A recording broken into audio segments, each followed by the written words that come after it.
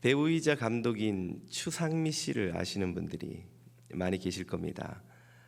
그녀는 한 차례 유산 후에 오래 기다리던 끝에 마침내 아이를 가졌는데, 기뻐 마땅할 그 복된 일이 그녀에게는 큰 고난으로 다가왔습니다.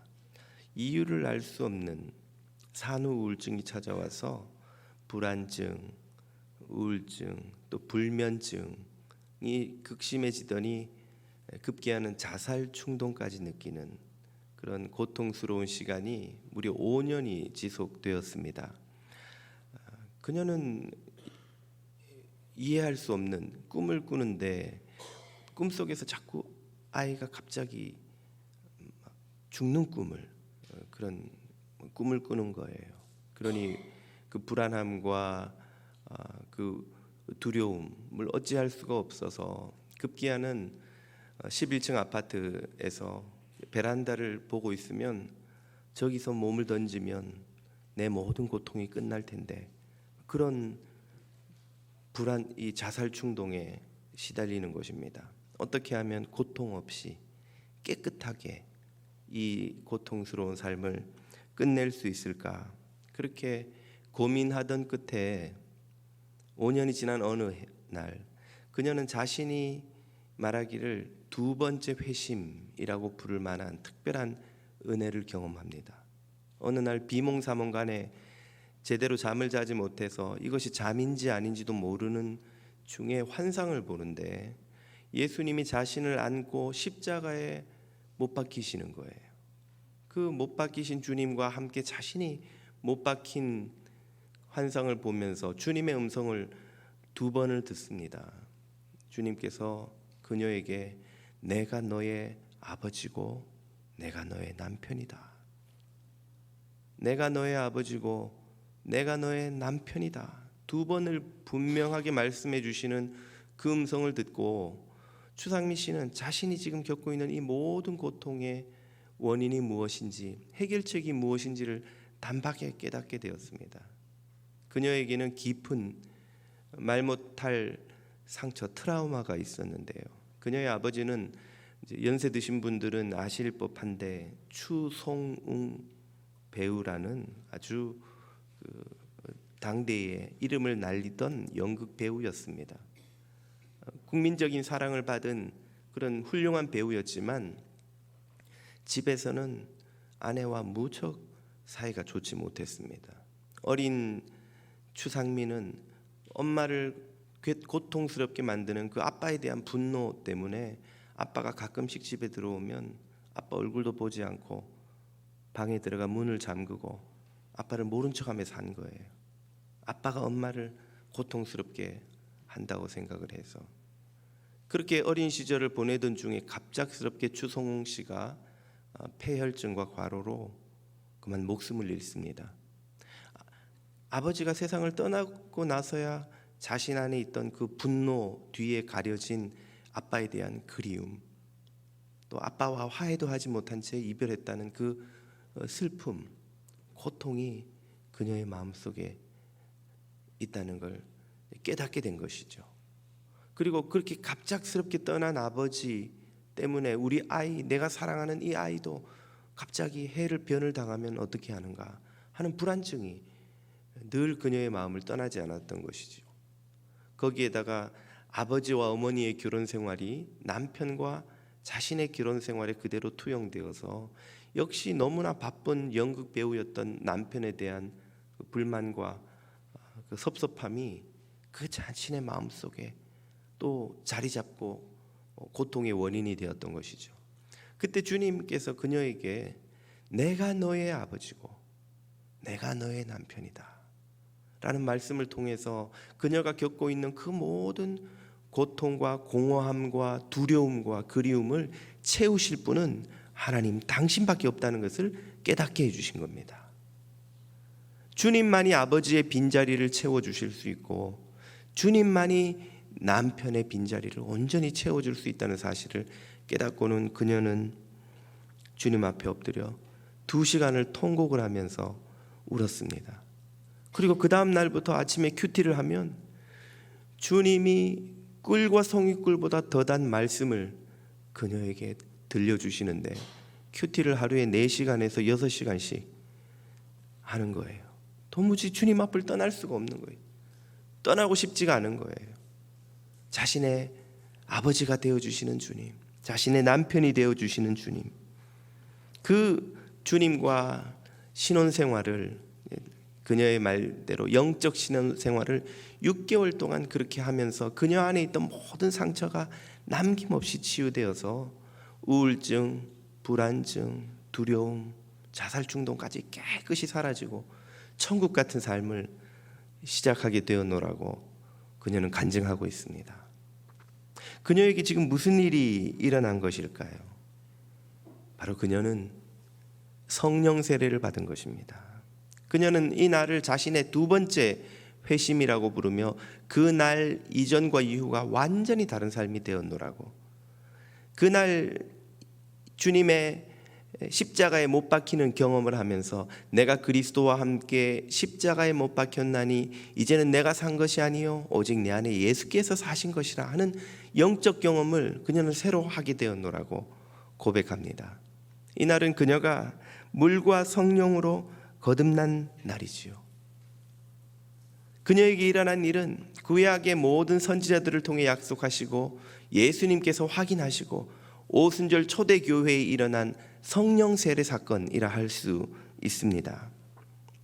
그리고 오늘날에도 성도들에게, 참 하나님을 의지하는 성도들에게 선물해 주시는 은혜의 성령 강림 사건이지요. 오늘은 성령 강림 주일입니다. 모든 성도는 성령님을 모시고 살아가지요. 이것은 성도에게 선택이 아니라 필수입니다. 예수님도 말씀하시기를 성도는 물과 성령으로 거듭나지 않으면 하나님 나라에 들어갈 수 없다 하셨지요. 성령으로 거듭나는 것은 성도에게 선택사항이 아니고 필수입니다. 오늘 우리 뉴저지 장로교회에 속한 모든 성도 여러분, 성령으로 거듭나 하나님 나라를 보는 복을 누리시기를 축복합니다. 이런 말씀 앞에 우리는 의문이 들기도 합니다. 그러면 나는 정말 성령을 받았는가? 나는 성령 세례를 경험했는가? 이런 의문이 드신다면 성령 세례를 경험할 때 일어나는 현상이 무엇인지를 이해하실 필요가 있습니다. 성령 세례를 받으면, 성령을 모시면 지정의 모든 분야에서의 변화가 시작됩니다. 어떤 변화일까요? 먼저 지적 변화를 경험합니다. 그것은 곧 깨달음이지요. 깨달음. 이전에 온전히 이해하지 못했던 것을 깨닫게 되는 변화가 일어납니다. 추상미 씨는 성령 세례를 받으며 환상과 음성을 통해서 자신의 우울증의 진짜 원인이 무엇인지를 깨달았습니다. 그리고 그것을 해결할 수 있는 해결책이 무엇인지도 깨달았지요. 주님으로 채우지 않고서는 아버지의 빈자리를 채울 수 없다는 것을, 주님으로 채우지 않고서는 남편의 빈자리를 채울 수 없다는 것을 그녀는 깨달았습니다. 어디서 이런 깨달음이 그녀에게 온 것일까요? 바로 성령님에게서 온 것입니다. 우리는 우리 자신의 영의 문제를 모릅니다. 사실은 우리의 육의 문제도 모르는데 영의 문제를 어떻게 알겠습니까? 우리 육체의 문제도 다 몰라서 의사한테 가잖아요. 의사도 때로는 글쎄요, 이게 원인이 뭔지 잘 모르겠네요. 사람은 사람의 몸의 문제도 다 알지 못합니다. 하물며 영의 문제를 어떻게 알 수 있을까요? 우리 영의 모든 문제는 하나님의, 영이신 하나님의 깊은 것까지 다 아시는 성령님만이 온전히 아신다고 고린도전서 2장이 말씀하십니다. 성령님은 하나님의 깊은 것까지 다 통달하시는 분이기에 우리 영의 깊은 숨겨진 문제, 우리 자신도 알지 못하던 드러나지 않은 문제들까지 다 알고 계시지요. 모든 것을 아시는 성령님께서 우리에게 오시면 우리를 깨우쳐 주십니다. 우리의 죄와 의의 길과 심판에 대해서 깨우쳐 주신다고 예수님이 말씀하셨죠. 그래서 성령의 임재를 경험하면 우리는 죄를 회개하기 시작합니다. 하나님을 찬양하기 시작합니다. 우리가 모르던 진리를 차례로 깨닫습니다. 요한복음 14장을 보면 예수님이 약속하시기를 성령님이 오시면 당신이 우리에게 가르치셨던 것을 다 생각나게 하시고 깨닫게 해주신다고 말씀하시죠. 그러므로 성령님의 도움 없이는 아무리 성경을 읽어도 깨달을 수가 없습니다. 설교를 들어도 깨닫지 못합니다. 큐티를 해도 이게 무슨 소리인지, 이게 하나님이 나에게 어떤 말씀을 하시는 것인지 깨닫기가 어렵습니다. 그래서 베드로가 예수님을 향해서 주는 그리스도시요 살아계신 하나님의 아들이시니이다 라고 고백할 때도 예수님께서 베드로에게 말씀해 주시기를 그 놀라운 진리를 너로 하여금 깨닫게 한 것은 너 스스로의 능력이 아니라 하나님의 은혜라는 사실을 가르쳐 주셨죠. 하나님의 은혜로 성령께서 우리를 깨우쳐 주실 때에 우리 장로교에서는 이것을 조명한다고 합니다. 빛을 밝혀 주실 때, 불을 밝혀서 어두움 가운데 진리를 드러내어 보여주실 때라야 우리는 진리를 깨닫습니다. 성령님이 오시면 우리는 진리를 깨닫기 시작하죠. 그리고 그 성령님과 동행하는 동안 계속해서 진리를 점점 더 깊고 넓게 깨달아 갑니다. 그래서 제자들은 예수님이 그리스도이신 것을 깨달은 후에도 주님과 동행하며 계속해서 주님을 알아가다가 성령 세례를 받은 오순절 후에는 극적으로 주님에 대해서 온전히 깨닫게 됩니다. 그래서 이전에는 이해할 수 없었던 구약의 말씀들을 이해하면서 예수님의 말씀이 어떻게 그것의 성취인지를 깨닫고 사람들 앞에 나가서 전도하기 시작했죠. 오순절 직후 베드로가 사도들을 대표하여 설교한 것을 보면 이전에 어떻게 베드로가 이런 진리를 깨달을 수 있었던가 놀라울 정도이지요. 그가 이전에도 예수님으로부터 계속 말씀을 듣고 구약의 율법을 공부했겠지만 그것이 온전히 그리스도를 가리키는 것인지 알지 못하다가 성령이 임하시자 그와 사도들의 지성이 깨어난 것입니다. 열린 것이죠. 빛이 비친 것입니다. 이처럼 성령님은 우리 안에서 날마다 우리를 깨우치십니다. 요한복음 14장은 그분을 진리의 영이라고 부르고 항상 우리 안에 계시면서 우리를 깨우쳐 주신다고 하십니다. 그러므로 성령님과 동행하는 이들, 겸손히 그분의 음성에 귀를 기울이는 이들은 지혜에 있어서 날마다 자라갑니다. 우리가 설교를 들을 때, 큐티를 할 때, 혹은 성경을 공부할 때, 성경을 읽을 때 성령님은 우리 곁에서 개인 교사처럼 우리의 마음을 열어 눈을 열어 영의 눈을 뜨고 진리를 보게 도와주시지요. 성령님과 동행하는 사람에게 허락되는 놀라운 복입니다. 오늘 모든 성도 여러분, 성령님과 동행하시며 지혜에서 진리를 아는 데 있어서 날마다 자라가시기를 주님의 이름으로 축복합니다. 이것이 성령을 모셨을 때 경험하는 첫 번째 변화, 지적인 깨달음입니다. 두 번째 변화는 정서적인 것으로 곧 능력을 경험하는 것이죠. 오늘 본문 8절 상반부가 이렇게 설명해 줍니다. 오직 성령이 너희에게 임하시면 너희가 권능을 받고, 권능, 헬라어로 두나미스라고 씁니다. 이 두나미스의 뜻은 힘 혹은 권위이죠. 이 두나미스에서 나중에 19세기에 발명된 다이너마이트가 나왔습니다. 그래서 두나미스를 다이너마이트처럼 무슨 폭발시키는 엄청난 힘 이렇게 이해하기도 하는데, 이제 다이너마이트는 방금 말씀드린 것처럼 19세기에 발명된 것이고 두나미스에서 그 의미를 가져온 것이지 역으로 다이너마이트가 두나미스라는 단어의 의미를 설명해 주는 것은 아니죠. 두나미스의 원래 의미는 무엇인가를 제어하는 권위, 무엇인가를 물리치는 힘, 이런 뜻입니다. 어떤 힘, 어떤 권위를 말합니까? 누가복음 10장에 이렇게 나오죠. 내가 너희에게, 예수님이 제자들에게 주시는 것이죠. 뱀과 전갈을 밟으며 원수의 모든 능력을 제어할 권능을 주었으니.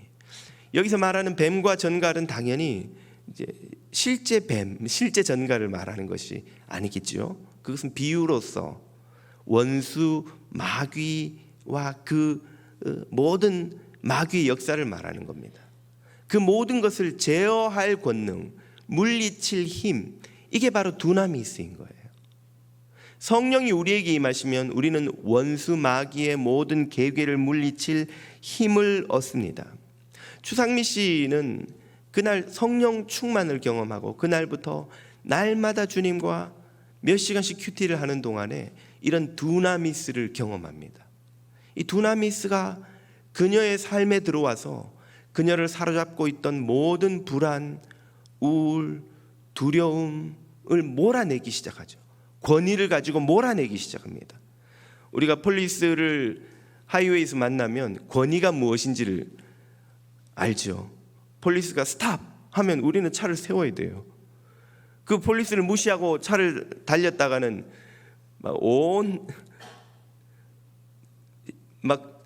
하이웨이를 메울 폴리스들이 차들이 동원돼서 아마 우리 차를 에워싸고는 잡아놓고는 당장 우리를 끌어내가지고 막 머리 끝에서 발끝까지 다 뒤지고 조사하고 난리가 날 겁니다. 우리는 그 사실을 알기 때문에 폴리스가 스탑 하면 차를 세우죠. 거기에는 무엇이 있습니까? 권위, 두나미스가 있는 거예요. 폴리스가 스탑 하면 서는 것처럼 하나님께서 스탑 하면 마귀의 악한 괴계는 무너지는 일이 일어나는 것을 두나미스라고 하는 것입니다.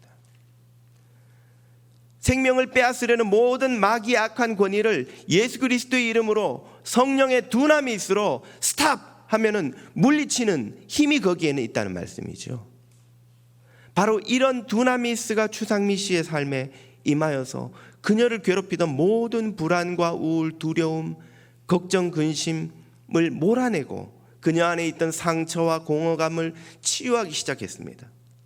6개월 동안 주님과 허니문을 보내면서 가장 깊은 곳에 있는 것까지 모든 것을 다 치유하여서 그녀의 삶 속에 더 이상의 우울도 불안도 염려도 두려움도 남아있지 않고 그 자리를 하나님을 향한 뜨거운 사랑과 하나님을 향한 믿음과 신뢰, 하나님의 나라를 구하는 담대함이 그녀에게 채워지기 시작한 거예요. 그녀의 삶이 은혜로 가득 차기 시작한 겁니다. 그녀의 삶에 역사하던 모든 마귀의 권세, 그녀를 자살 충동으로 몰아가던 그녀의 삶을 침몰시키려 했던 모든 마귀의 권세가 성령의 두나미스 앞에 예수 그리스도의 이름의 권세 앞에 무너지는 일이 있었던 것이죠. 여러분의 삶에도 성령의 두나미스가 이렇게 역사하시기를 축복합니다. 성령님을 모시면 바로 이런 일이 우리 삶에서 일어납니다. 성령님은 권능으로 우리의 삶에 찾아오시고 우리를 치유하시고 우리를 회복시키시고 우리 삶에 있는 모든 어둠의 권세를 몰아냅니다. 밤에 여러분이 외출했다가 집에 들어오면 캄캄하죠. 그 어둠을 몰아내는 방법이 무엇입니까? 불을 켜면 되는 거예요. 전원을 켜면 불이 들어오는 순간 환하게 어둠이 물러가고 그것은 빛으로 가득 찹니다. 우리의 삶의 어둠은 어둠과 우리가 싸움으로써 몰아낼 수가 없어요. 그것은 오직 예수 그리스도의 이름의 빛과 영광, 성령의 두나미스를 우리 삶에 가득 채움으로써만 경험되는 은혜입니다. 여러분의 삶이 성령님의 두나미스로 가득 차시기를 주님의 이름으로 축복합니다. 마지막으로 성령님을 모실 때 일어나는 변화는 바로 의지적 변화입니다. 어떤 의지적 변화가 일어납니까? 바로 주님께서 주시는 사명을 받아들이게 되죠. 오늘 본문 8절이 다시 이렇게 말씀하십니다. 오직 성령이 너희에게 임하시면 너희가 권능을 받고 무엇을 합니까? 예루살렘과 온 유대와 사마리아를 넘어 땅 끝까지 이르러 내 증인이 되리라 하시니라. 사도들은 성령님을 받자 그들이 살아갈 목적을 발견했습니다. 그것은 예수님의 증인이 되어 구원의 복음을 온 세상의 모든 사람들에게 선포하는 것이죠. 주님이 우리에게 성령을 주셔서 깨달음을 주시고 그래서 지혜와 진리에서 자라가게 하시고 또 우리의 삶에 권능을 주셔서 어둠을 몰아내고 믿음과 은혜와 기쁨과 담대함으로 충만케 하시는 데는 목적이 있습니다. 그렇게 은혜로 충만해서 잘 먹고 잘 살아라, 은혜로 충만해서 남부럽지 않게 살아라 하는 데서 주님의 목적이 그치는 것이 아니지요. 주님이 우리에게 충만하고 은혜롭고 복된 삶을 주시는 이유는 우리가 세상을 치유하고 구원하는 주님의 사명을 감당하는 일꾼이 되게 하시기 위함입니다. 추상미 씨는 이렇게 6개월 동안 주님과 허니문을 보내고 나니 놀라운 내면의 경험을 하였다고 고백합니다. 그녀가 이전에 갖고 살아가던 모든 삶의 목적이 다 사라져버린 거예요.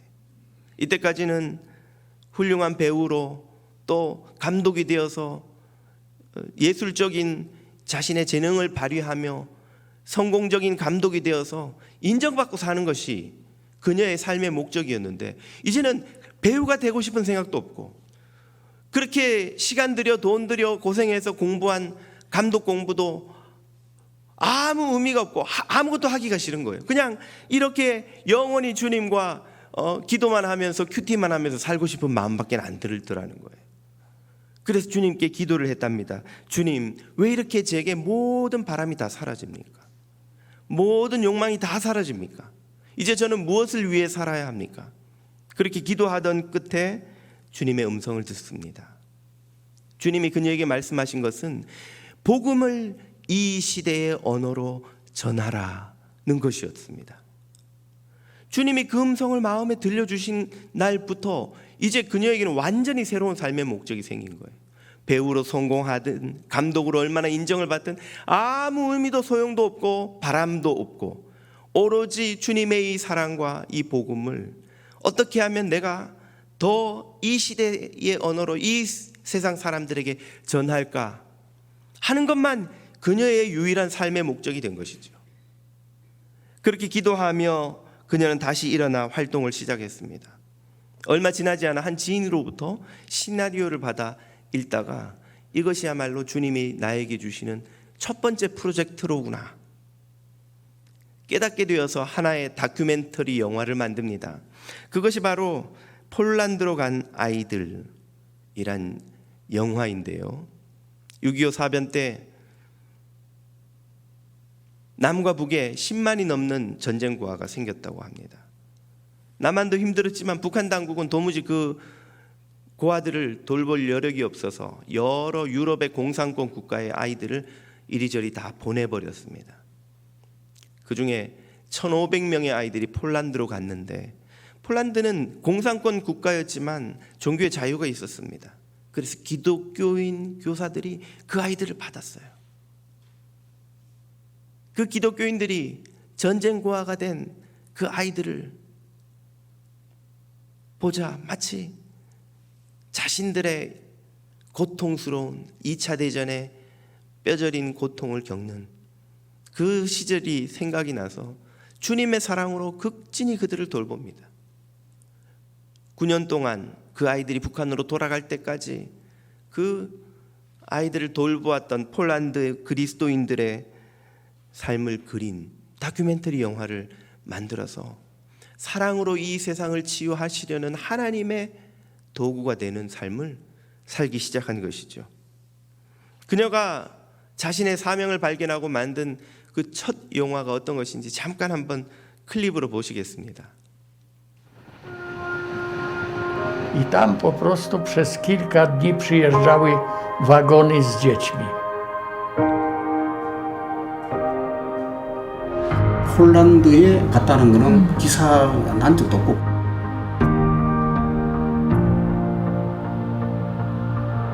Zszokowany, jak były łóżka pościelone przygotowane, bo one wątły tam schować się tam. 폴란드로 간 아이들과의 인연은 이렇게 시작되었다. Postanowiliśmy doprowadzić do tego, żeby dzieci nie zwracały się do nas. Nauczyciel, ja, papa. To wszystko to mama.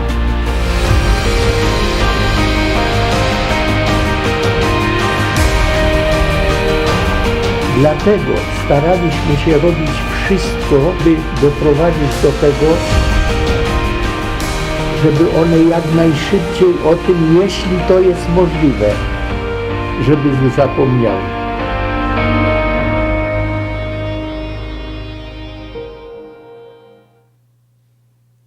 네, 추상민 씨가 이 영화를 찍기 위해서 이제 그 당시의 교사들을 찾아가 인터뷰를 하는데 그 옛날에 잠깐 한 9년 돌보았던 아이들 이야기를 하면서 그 교사들이 하나같이 눈물을 흘리며 그리워하는 거예요.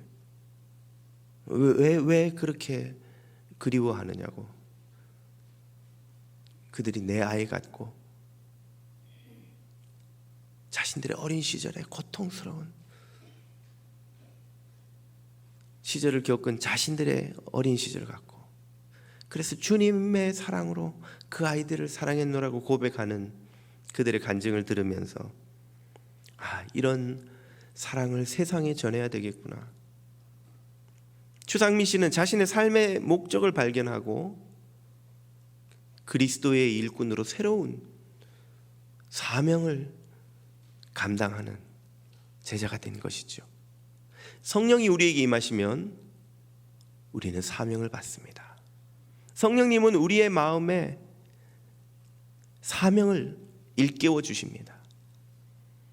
헛된 세상의 영광이 아니라 하나님의 나라를 구하는, 하나님의 의를 구하는 진정한 삶의 목적을 주시지요. 우리 주 성령님으로 인하여서 여러분 모두 이 사명을 발견하시는 은혜를 누리시기를 주님의 이름으로 축복합니다. 이렇게 성령을 받는 것은 누구에게 허락되는 일입니까? 모든 자녀에게 하나님께서 주시고자 하는 소원입니다. 하나님의 소원입니다. 분명한 것은 우리가 성령 받기를 바라는 것보다 주님이 성령 주시기를 훨씬 더 강력하게 원하신다는 사실이지요. 누가복음 11장은 말씀하십니다. 너희가 악한 자라도 좋은 것을 자식에게 줄 줄 알거늘 하물며 너희 하늘 아버지께서 구하는 자에게 성령을 주시지 않겠느냐 하시니라. 이 말은 하나님이 자녀들에게 성령 주기를 너무나 원하신다는 뜻이에요. 마태복음은 똑같은 본문에서 이 성령이라는 단어를 좋은 것으로 바꾸어 설명합니다. 그 말은 하나님이 우리에게 주시고자 하는 모든 좋은 것 중에 가장 좋은 게 무엇이라는 말입니까? 바로 성령님이라는 말씀이죠. 우리 인생의 최고의 복은 성령님을 받아 성령님을 모시고 성령님과 동행하는 삶입니다. 그 성령님을 모시고 살아가는 삶을 어떻게 누릴 수 있는지 예수님께서 사도행전에서 오늘 이렇게 말씀하시죠. 사도와 함께 모이사 그들에게 분부하여 이르시되 예루살렘을 떠나지 말고 내게 들은 바 아버지께서 약속하신 것을 기다리라. 요한은 물로 세례를 베풀었으나 너희는 몇 날이 못되어 성령으로 세례를 받으리라 하셨느니라. 아멘. 예루살렘을 떠나지 말고 기도의 자리를 떠나지 말라는 것입니다. 기도의 자리를 떠나지 말고 성령 주시겠다는 약속을 믿고 기다리면 초대교회 성도들은 열흘이 지나지 않아서 성령이 임하는 것을 경험하였습니다. 하나님은 우리에게 성령 베푸시기를 원하시고 성령을 주지 못해 안달이 나신 아버지이십니다. 구하는 자녀들에게 결코 오래 기다리게 하시지 않습니다. 저와 여러분이 주님의 성령을 바라며 기도의 자리를 지킬 때 주께서 우리 모두에게 충만히 성령을 부어주실 줄로 믿습니다. 여러분의 가정마다 구역마다 모이는 곳마다 성령 받은 고백을, 성령의 역사를 간증하는 그런 은혜가 모이는 곳마다 있기를 주님의 이름으로 축복합니다. 기도드리겠습니다.